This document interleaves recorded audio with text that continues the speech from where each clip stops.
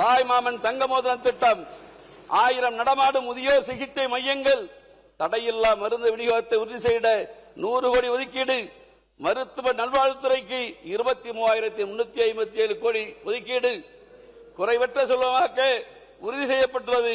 மேலும் 25 கால்நடை மருத்துவமனைகளை பல்நோக்க மருத்துவமனையாக நம்முடைய அமைச்சரை விட சொல்லியிருக்கிறேன். எங்க மாவட்டத்துக்கு ஒன்று கொடுங்க, என் தொகுதிக்கு ஒன்று கொடுங்க கோரிக்கை வச்சிருக்கேன். செஞ்சு கொடுங்க முதலமைச்சர் மூலம் நான் உங்களை கேட்டுக்கொள்ள கடமைப்பட்டு இருக்கிறேன். அத்தோடு மாண்புமிகு பேரவைத் தலைவர்களே, 5 நிமிஷம் தான் போயிருக்கு. சமூக நீதி பிறப்பிடமாக கருதப்படும் தமிழகத்தில் ஆதிதிராவிடர் மற்றும் பழங்குடியினரின் சமூக பொருளாதாரத்தை உயர்த்த வெற்றி தொழில் முனைவோர் திட்டம், அண்ணல் அம்பேத்கர் தொழில் முன்னோடிகள் திட்டம், மண்ணின் மகள் திட்டம், அயோத்திதாச பண்டிதர் வாழ்விட மேம்பாட்டு திட்டம் மற்றும் ஆன்றோர் மேம்பாட்டு திட்டம் போன்றவைகளுக்கு 3,937 கோடி ஒதுக்கீடு.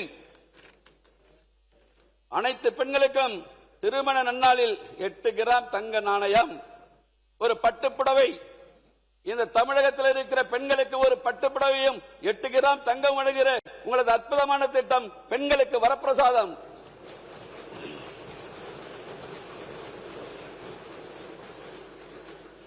மாண்புமிகு பேரவைத் தலைவர் அவர்களே, அரசு பொறுப்பேற்றவுடன் 14,790 நபர்களுக்கு வேலை வாய்ப்புகளை உருவாக்குதல், 33,062 கோடி ரூபாய் மதிப்பிலான 7 புரிந்துணர்வு ஒப்பந்தங்கள் கையொப்பமாகி உள்ளது. செயற்கை நுண்ணறிவு தொழில்நுட்பத்துடன் விளங்கும் வழிகாட்டி 3 என்றும் தொலைநோக்கு புதிய சேவை திட்டம்.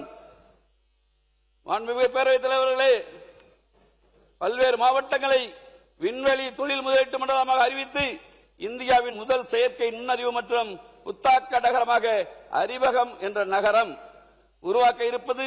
எஃகு உற்பத்தியை ஊக்குவிப்போம், பசுமை எஃகு உற்பத்தி முன்முயற்சி, தொழில் முனைவோருக்கான தொழில்நுட்ப முயற்சி இன்னும் பல்வேறு திட்டங்கள். மாண்புமிகு பேரவைத் தலைவர்களே, 2640 மெகாவாட் மின் உற்பத்தி திறன் கொண்ட உடன்குடி மற்றும் இன்னூர் அனல் மின் திட்டம், பல்வேறு மின் திட்டங்களை கொண்டு வந்து தமிழ்நாட்டில் இங்கே சொல்லிக் கொண்டிருக்கிறார்களே. மின் மிகை மாநிலமாக நிச்சயமாக உங்களது ஆட்சி காலம் அமையும் என்பதை மாண்புமிகு புரட்சித் தலைவி அம்மா காலத்தில் எப்படி மின் மிகை மாநிலமாக தமிழ்நாடு இருந்ததோ அந்த தொலைநோக்கு திட்டத்தை நீங்கள் கொண்டு வந்திருக்கிறீர்கள். நிச்சயமாக புரட்சித் தலைவி அம்மா அவர்கள் கொண்டு வந்த அந்த திட்டத்தின் மூலம் தமிழ்நாடு மின் மிகை மாநிலமாக ஆகியது. இப்போதும் தமிழ்நாடு மின் மிகை மாநிலமாக ஆகும். அதற்கான திட்டங்கள் இந்த பட்ஜெட்டில் நிறைய இருக்கிறது. மாண்புமிகு பேரவைத் தலைவர்களே, விவசாயிகளின் நலனுக்காக எங்களுடைய பகுதி டெல்டா பகுதி 144 கோடி ரூபாய் குறுவை தொகுப்பு, 75,000 ரூபாய் விவசாய கடன் தள்ளுபடி நீங்கள் அறிவித்திருக்கிறீர்கள், உள்ளபடியே வரவேற்கிறோம். ஆனால் எங்களது பகுதியில் இருக்கிற விவசாயிகள் நம்முடைய புதிய முதலமைச்சரிடம் சொல்லுங்கள், நம்முடைய பகுதியுடைய வேதனையை சொல்லுங்கள் என்று சொல்லியிருக்கிறார்கள். இங்கே இருப்பவர்கள் உங்களுக்கு எதிராக வாக்களித்தவர்கள், நான் உங்களை ஆதரித்து வாக்களிக்கிறேன். நான் உங்களை கேட்டுக்கொள்கிறேன், சிறு குறு விவசாய கடன்களை தள்ளுபடி செய்யுங்கள். நீங்கள் இன்னும் எத்தனை ஆண்டு காலம் ஆனாலும் விவசாயிகளின் நெஞ்சங்களில் நீங்கள் குடியிருப்பீர்கள். கிட்டத்தட்ட 6,000 கோடி ரூபாய் தள்ளுபடி பண்ணிட்டீங்க. இன்னும் 8,000 கோடி ரூபாய் தான் இருக்கு. கிட்டத்தட்ட இந்த சிறு குறு விவசாயம் என்ன குறிக்கிடாதீங்க, மாண்புமிகு பேரவைத் தலைவர்களே, குறிக்கிடக்கூடாது. நான் பேசுவேன். சிறு குறு விவசாயிகளின் கடன்களை முழுமையும் தள்ளுபடி செய்யப்பட வேண்டும். ஏன்னா ஏன் டைம் போயிடும், எனக்கு 15 நிமிஷம் காலைல நீங்க கொடுத்துட்டீங்க. அதுக்கான ஸ்பீடா படிக்கிறேன், இல்லைன்னா எல்லா பக்கத்தையும் பரட்டிக்கிட்டே வந்துட்டு இருக்கேன். ஒவ்வொரு பகுதியாக படிக்கிறேன். குறிக்கிட காலைல நீங்க சொல்லிட்டீங்க பேரவைத் தலைவர்களே, வேகமா படிங்க, வேகமா படிங்க. 15 நிமிஷம் முடிச்சிட்டேன். சிறு குறு விவசாயிகள் பெற்ற கடன்களை முழுமையும் தள்ளுபடி செய்யணும் முதலமைச்சர்களே. எங்க எதுக்கு வேணாலும் கவர்ச்சி திட்டங்களுக்கு கடந்த காலங்களில் கடன் வாங்கியதை போல உண்மையான நல்ல திட்டங்களுக்கு விவசாயிகளுக்கு உதவுகிற இந்த திட்டத்திற்கு நீங்க எங்க வேணாலும் கடன் வாங்க. ஆனால் சிறு குறு விவசாயிகள் டெல்டா பகுதியில் இருக்கிற சிறு குறு விவசாயிகள் கடன்களை தயவு செய்து தள்ளுபடி செய்யுங்கள். எங்களது விவசாயிகளின் வாழ்வில் ஒளியேற்றுங்கள் என்று உங்களை நான் கேட்டுக்கொள்ள கடமைப்பட்டு இருக்கிறேன்.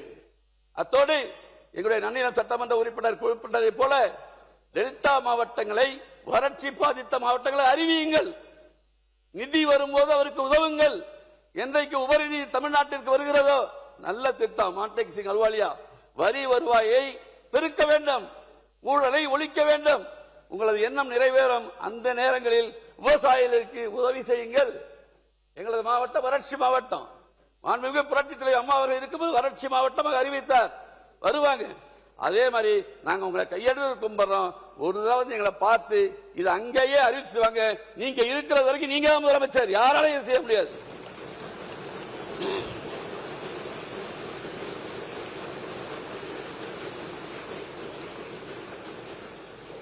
நிறைய இருக்கு, பேரத்தில் பாக்குறாங்க.